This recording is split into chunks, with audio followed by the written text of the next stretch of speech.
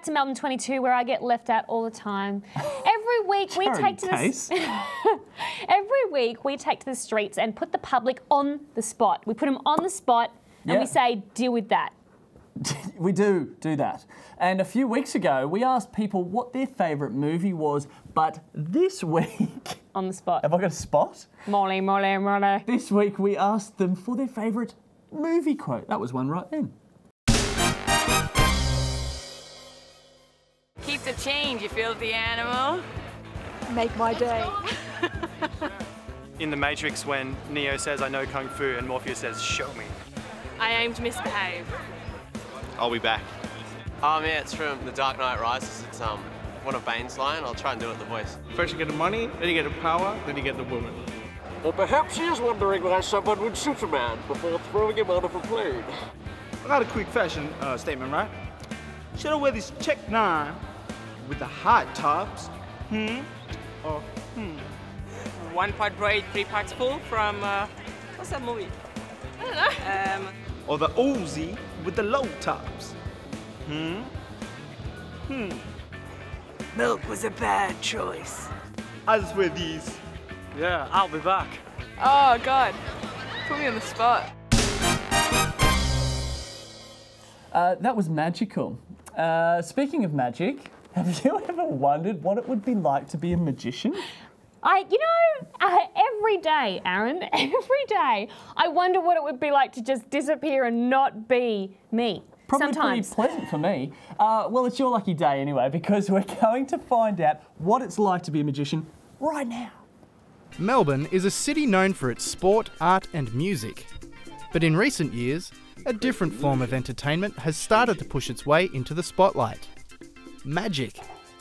Magic is one of the hardest art forms to perform, and Melbourne proudly boasts some of the best magicians in the entire world.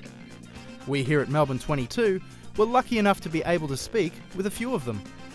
It's so much more work than you would ever imagine, in all kinds of ways that you wouldn't even think about. I mean, obviously there's a lot of practice, the dexterity side of it's very difficult. And then how to present them so it's entertaining. I mean, you could learn a trick, but it's pretty boring unless you learn how to perform it in an entertaining way. To be a real modern day magician, you just can't do magic tricks. You have to be a great talker, you have to be a great presenter, you have to know about lighting and sound and how to dress and how to send booking sheets out and how to basically do everything. Well, the main rule when it comes to being a magician is practice, practice, practice, practice.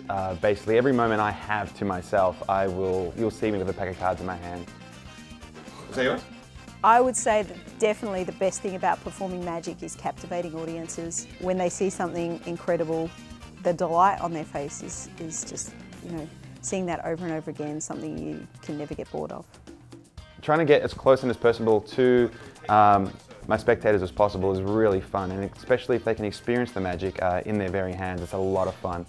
The laughter and amazement that comes with it, gives them a buzz, and it gives me a buzz too. The thing that a lot of lay audience don't realise is that it's not the 1 hour show that you're asking for, it's your lifetime of interest and passion and investment in the art.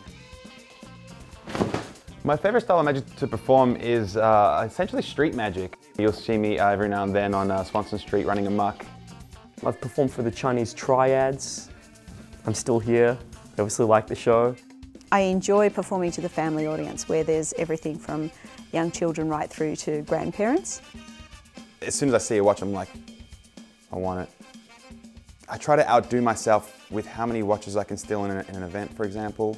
My record's 6.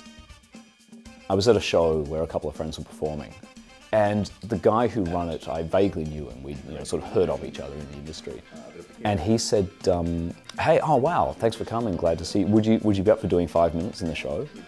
And I realised, actually, yeah, I can do that. And with no preparation and no setup, I was able to do kind of just 5 minutes for the crowd, which was something that I remember a decade ago dreaming about.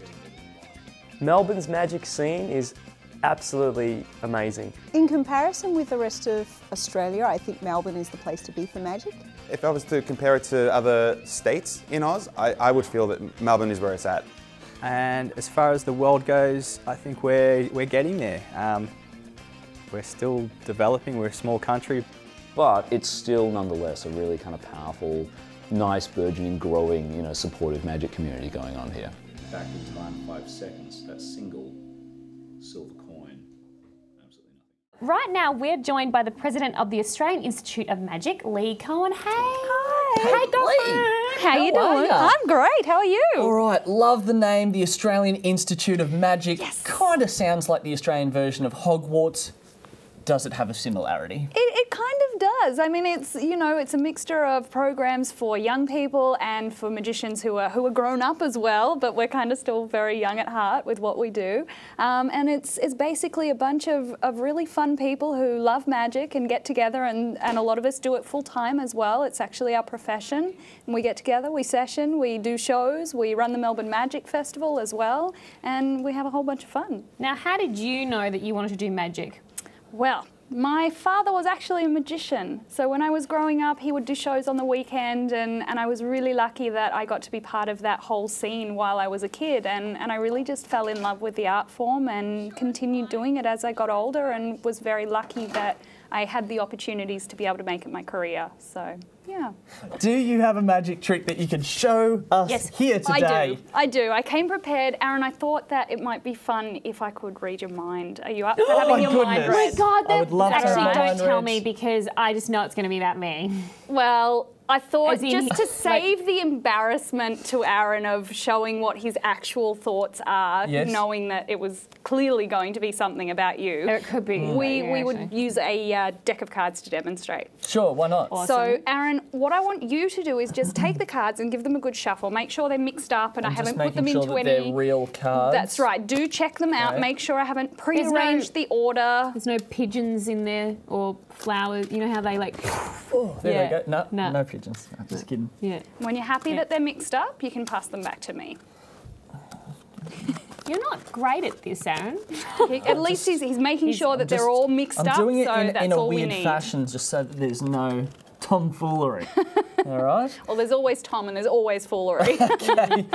Good to see that you left Tom out in the green room Exactly, there. Okay, exactly. let's do this. Now, Aaron, what I'm going to have you do is select a card, but I want it to be a completely free choice. So as Okay. I move through the deck, just say stop whenever you like, Okay. and you can go backwards or forwards. You can change Okay. your mind. Okay. All right, stop. There? Yes. Did you want to go backwards, forwards? no, I'm you happy want with to that. stick with this card? I want to stick with All that right, I card. want you to take it. Make sure that I can't see it. Okay. Keep it Can I hidden see from it? me. You can show Anna there. That's Can I fine. show the camera? You can show the camera. Look, I'll close Okay, my close eyes. your You can eyes. show the camera. Okay. And have you got it hidden again now? I've got it hidden again now. Okay. Now, Aaron, what I want you to do is just concentrate very hard. Yes. You can actually keep it against your chest, so there's no chance that I can see it at all. Okay. Concentrate I on just knocked my the microphone. Sorry, people at home. concentrate on the colour of the card. Okay. Concentrate on the number or the picture or the face of the card. Mm-hmm. I can feel you in my mind, Lee. You can feel me in your mind because I'm right there. I can see that image, and it's the 7 of clubs. Is it the 7 of clubs? Oh my God! Show us quick. It is, it's the 7 of clubs. Well, you did such a great job of transmitting that thought. I'm really impressed. You did a great I'm glad job. I could play my part for you. That's insane. So that's just a little bit of a demonstration of using, I know. psychological Look at tools and magical elements to be able to make the impossible seem possible. There's some amazing magicians coming up through Australia at the moment. Yeah, some of the guys that you've seen in the promo earlier with Simon and Anthony and those guys. Simon's been overseas winning awards at the World Championships. Anthony's one of the busiest performers in Australia, and all of those other guys that you saw there as well, and girls too. They're working out there all the time. Thank you so much for Very coming in and joining welcome. us today. Amazing stuff. Thanks for having me. If you want to learn more about the Australian Institute of Magic, head to australianinstituteofmagic.org. Coming up, we spend 60 seconds with a puffing billy guard and have Jalapeno Punch performing live in the studio. Don't go anywhere.